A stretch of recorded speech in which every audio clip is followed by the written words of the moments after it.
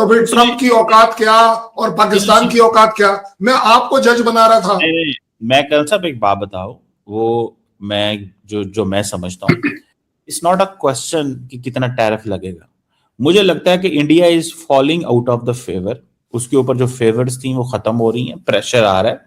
India एक चीज पे कह रहा है, हम बहुत बड़ी मार्केट है, हम बहुत बड़ी इकोनॉमी है। इकोनॉमी वो मानते नहीं है, मार्केट वो मानते हैं, लेकिन मार्केट की भी उनको परवाह कोई नहीं है। आपने आज अगर फॉर एग्जांपल करण साहब, आज अगर American and western technology India आनी बंद हो जाए, जैसे इंडिया हर जगह ये कहता है कि पाकिस्तान के पास ना अमेरिकन टेक्नोलॉजी जाए, ठीक है, आज वो टेक्नोलॉजी आनी बंद हो जाए, तो आप तो इस खित्ते के जितने भी चैलेंजेस हैं उनका मुकाबला नहीं कर सकते। तो आप तो भाग भाग के जाके जो है वो अपाची भी लेना चाहते हैं, फलां चीज भी लेना चाहते हैं, तो आप तो टेक्नोलॉजी के पीछे भाग रहे हैं। और सारे फेक H1B वीजा आपने वहां पे दिलवाए अपने लोगों को वहां पे, जिस पे अमेरिकन सीख रहे हैं कि इन्होंने हमारे सिस्टम को फ्रॉड कर रहे थे और चीजें कर रहे थे। सवाल सिर्फ इतना है करण साहब, आप अंडर प्रेशर इस वक्त हैं, इसलिए तो मोदी साहब के मुंह से एक लफ्ज नहीं निकलता। ये भी तो बात है ना कि मोदी साहब के मुंह से एक लफ्ज नहीं निकल रहा, ठीक है। मैं ये कह रहा हूं मोदी साहब इज टू बिग। जब ट्रेड डेलीगेशन से बात चल रही है, Modi doesn't have to speak. समझा करो, हमारा सिस्टम पाकिस्तान का नहीं है हमारा। आप तो फिर कल ये भी बोल दोगे कि हमारे तीनों के तीनों चीफ जो हैं वो सूटकेस लेके क्यों नहीं बाहर जाते? भाई हमारे यहाँ नहीं है, आपका कल्चर हमारा कल्चर मैच नहीं खाता है, हम क्या करें? आप बताइए मुझे। हमारे यहाँ जो आर्मी और है वो प्रोफेशनल है। इसी तरह हमारा प्राइम मिनिस्टर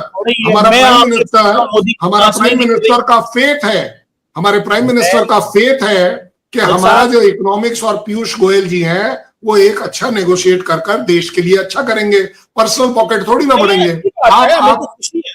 अच्छी बात है कल साहब, करें, हमें क्या प्रॉब्लम है इससे? ये तो फिर मैंने आपसे सवाल पूछा, आप जवाब नहीं दोगे कि कितने % टैरिफ के ऊपर आपको लगता है कि इंडिया प्रेशर में आ जाएगा? अभी तक तो आया नहीं है, आपने कह दिया। मुझे ये लगता है कि इट्स नॉट अबाउट कितने % टैरिफ की बात है। तो वो फिर ट्रम्प क्यों बोल रहे हैं? सुने, प्रॉब्लम 200% भी लग जाए तो मसला कोई नहीं इंडिया के लिए होगा। इंडिया कहेगा जी हम टोटल ट्रेड का कितने % अमेरिका के साथ काम कर रहे हैं। सवाल ये नहीं है, 200% भी लग जाए तो इंडिया का मुझे नहीं लगता चैलेंज है इंडिया के लिए। इंडिया के लिए चैलेंज है, सुनो तो सही। जज साहब आपने पहली बार सच बोला जिंदगी में। ये वाली वीडियो जो है ना, ये वीडियो ISI को मत भेजना, जितने पड़ेंगे ये ISI को मत भेजना। कल साहब बात सुने, असल प्रॉब्लम क्या है? देखिए, अगर सही एनालिसिस करें, असल प्रॉब्लम ये है कि इंडिया का जो H1B पकड़ा गया, जो आपको वहां पे मारा, उन्होंने कहा कि ये हमारे सिस्टम से फ्रॉड कर रहे हैं, ये तो अपने लोगों को भेज रहे हैं। अब जब मिडिल क्लास अमेरिका नहीं जाएगी, जब H1B बंद हो गया, जब उसके बाद आपको टेक्नोलॉजी नहीं मिलेगी, आपके पास वेपन्स नहीं आएंगे, आपके साथ इंटेलिजेंस शेयरिंग नहीं होगी, आपको किसी दुनिया अगे फॉर एग्जाम्पल अगले दिन एक उन्होंने बनाया है, वो कौन सा वो पैक्स, मुझे नाम भूल जाता आजकल उसका दोबारा, उसमें आपको शामिल नहीं किया। जब आपको गेम से बाहर रखेंगे तो आपकी तो वो मौत वाकया हो जाएगी। मैं सिर्फ इतना ये कह रहा हूं कि इट्स नॉट अ क्वेश्चन।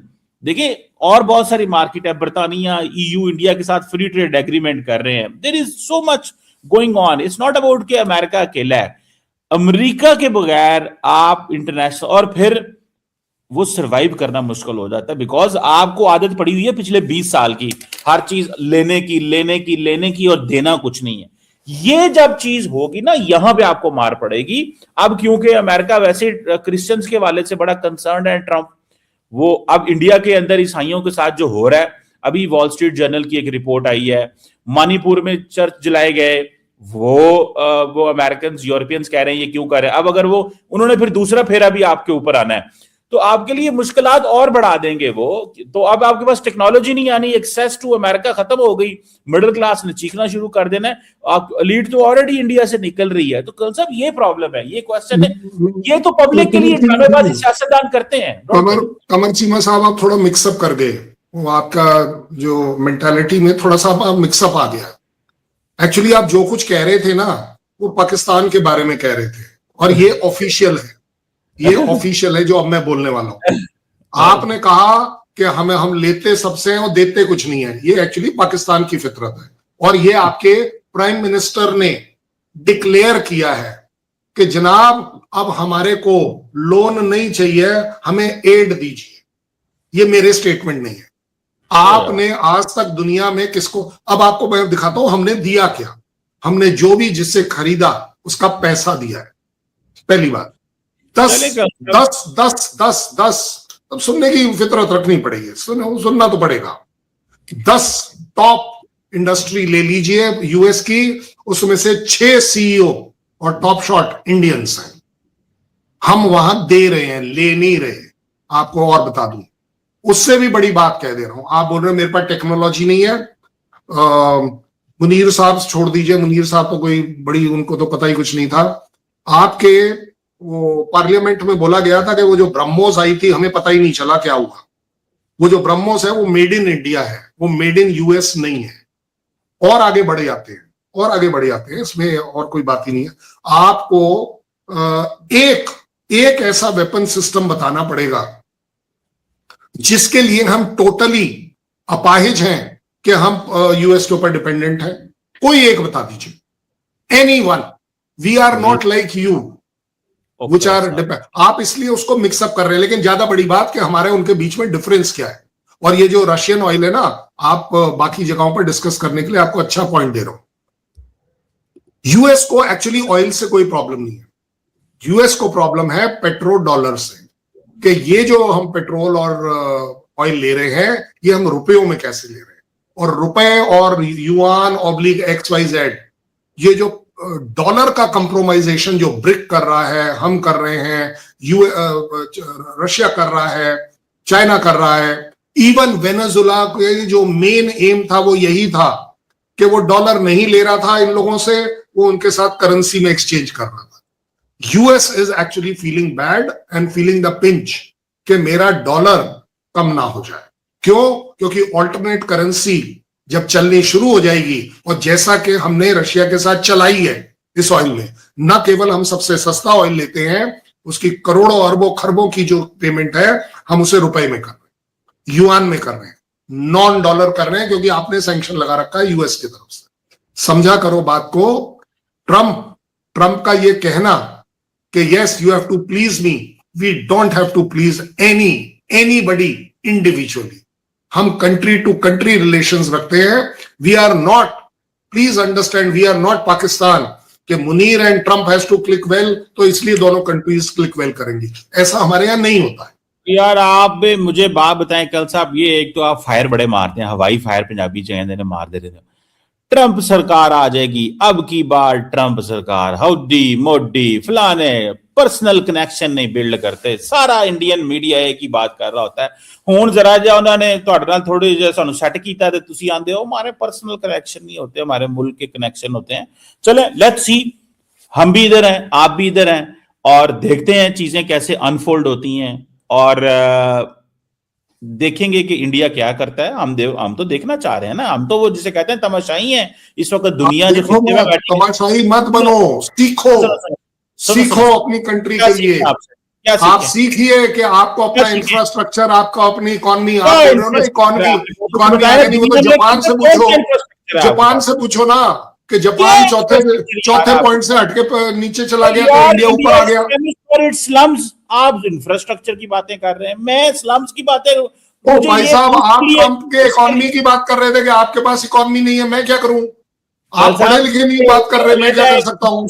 आपके न्यूज़पेपर जो है ना वो गलत बता रहे हैं आपको, आप पढ़ नहीं रहे कि इंडियन इकोनॉमी, अगर इंडियन इकोनॉमी राइज कर रही है, जापान को छोड़ के चौथी पोजीशन पर आ गई है, तो जनाब आपको नहीं पता तो मेरे को बताना तो पड़ेगा ना। आबादी बहुत ज्यादा यार, जापान की इतनी सी आबादी है, क्या बातें करते हैं यार। 3 लाख बंदे का 1.5 अरब बंदे का मुकाबले कोई नहीं यार। जनाब क्या करूं? उसकी जीडीपी अगर हायर थी, अगर उसकी हायर थी वर्ल्ड रैंकिंग में, तो मैं क्या करूं? आपको ये टॉप 10 है ना, आपको ये टॉप 10 के बारे में नहीं पता है यार। आप समझा करो। आप लोग तो देखें, आप लोग तो बाथरूम जाए ना तो लोटे ही इतने चाहिए, इकोनॉमी बंदा ही बड़ा है यार। मतलब क्या बातें करते हैं इसमें कल साहब। कमर चीमा ये कहां लोटा ले आए? आपके कंट्री लोटे से ऊपर नहीं आ पाई। यहाँ तो भाई साहब ऑटोमेटिक सिस्टम्स आ गए। इसलिए मैं बोल रहा हूं आपकी सोच नहीं पहुंच पाएगी इंडिया तक, मानो मेरी बात। Of the total GDP of India, about 60% is a domestic consumption. आपका यार, आप हर चीज तो अंदर ही खा लेते हैं। हमारी स्ट्रेंथ है ना जी, अच्छी बात है ना स्ट्रेंथ, हम मानते हैं ह्यूमन रिसोर्स हमारी स्ट्रेंथ है। अप्रिशिएबल। तो मैं ये ना कहे कि आप जापान का मुकाबला करेंगे। नहीं, हम जापान का मुकाबला नहीं कर रहे, मैं यही तो समझा रहा हूं। कर भी नहीं सकते। भाई साहब, जापान को पूछो वो क्यों फील बैड कर रहा है कि मेरी चौथी पोजीशन आपने कंप्रोमाइज कर दी। बैड करेगा यार वो, क्योंकि इकोनॉमिकली इस समय कमर चीमा, आप भी यहाँ हो, मैं भी यहाँ हूं, मैं शायद ना भी हूं, आप जरूर हो। आप देखोगे कि India as a developed country आपको मिलेगा। आप सदा जियो, हमारी दुआ है आपके लिए, सदा जियो, इसी तरह हंसते रहो, मुस्कुराते रहो, लाल जर्सियां पहन के, लाल टाइयां लगा के सदा मुस्कुराते रहो, जीते रहो। हमारी तो देखें आपके लिए दुआएं हैं। ये कैसे हो सकता है? आप इतने अच्छे इंसान हैं, ह्यूमन बीइंग हैं, वो आप गलत मुल्क में पैदा हो गए हैं, आपको पाकिस्तान होना चाहिए।